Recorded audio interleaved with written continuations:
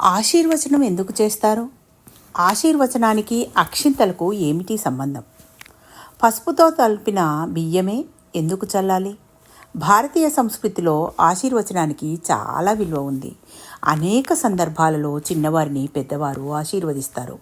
విద్యార్థులను విద్యాప్రాప్తిరస్తు అని, పెళ్ళైన ఆడవారిని దీర్ఘ సుమంగళి భవ అని, పురుషులని దీర్ఘాయుష్మాన్ భవ వగైరా సమయానికి తగ్గట్టు ఉంటాయి ఆ దీవెనలు.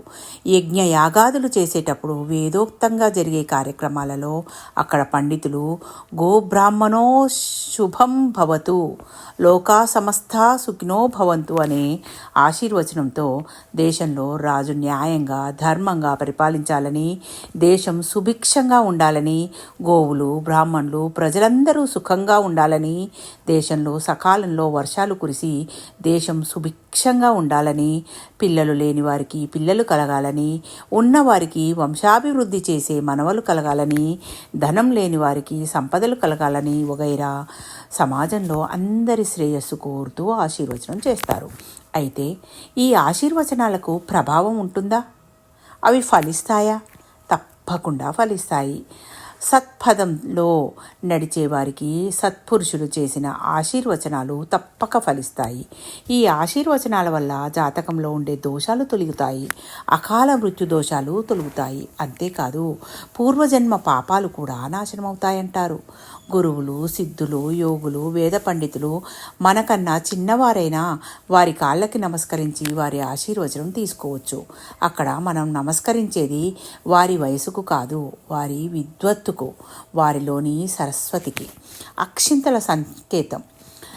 సాధారణంగా శిశువు జన్మించినప్పుడు పురిటి స్నానం రోజు నుండి ప్రతి శుభ సందర్భంలోనూ ఆశీర్వదించినప్పుడు తల మీద అక్షింతలు చల్లుతారు. ఆశీర్వచనానికి అక్షింతలకు ఏమిటి సంబంధం? అక్షింతలే ఎందుకు చల్లాలి?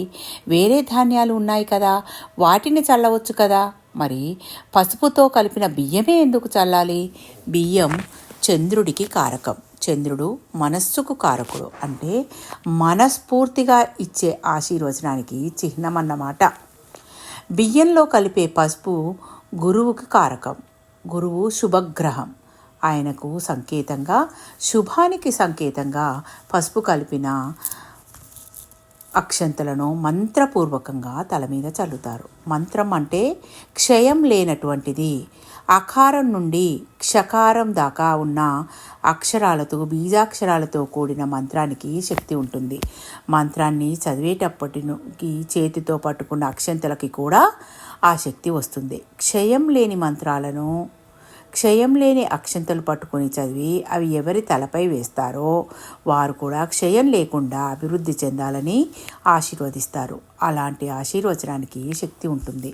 మన పూజలు, శుభ సందర్భాల్లో అక్షంతలకు ఎంతో ప్రాధాన్యత ఉంది. అక్షింతల్ని సంస్కృతంలో అక్షతలు అంటారు.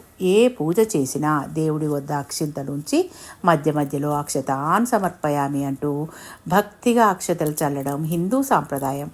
పెళ్ళిళ్ళు, పేరంటాల్లో వధూవరులపై అక్షంతలు చల్లి ఆశీర్వదిస్తారు. ఉయ్యాల, పుట్టినరోజు లాంటి అనేక వేడుకలను అక్షింతలు తలపై చల్లి ఆశీర్వచనాలు పలుకుతారు. మంత్రించిన అక్షతలు తలపై చల్లి ఆశీర్వదించినట్లయితే శుభం చేకూరుతుందని, చెడు ఫలితాలు, దోషాలు అంటకుండా ఉంటాయని పెద్దలు చెప్తారు. కేవలం పెళ్ళిళ్ళు, శుభకార్యాల్లోనే కాదు, అశుభ కార్యాల్లో కూడా అక్షతలు ఉపయోగించే సాంప్రదాయం ఉంది. బియ్యంలో తగినంత పసుపు, 4 చుక్కలు నెయ్యి వేసి అక్షతలను తయారు చేస్తారు. ఒకవేళ మంత్రించిన పసుపు లేదా కుంకుమలను వేసి తయారు చేసినట్లయితే ఆ అక్షతలు మరీ పవిత్రమైనవి. సర్వం శ్రీకృష్ణార్పణమస్తు.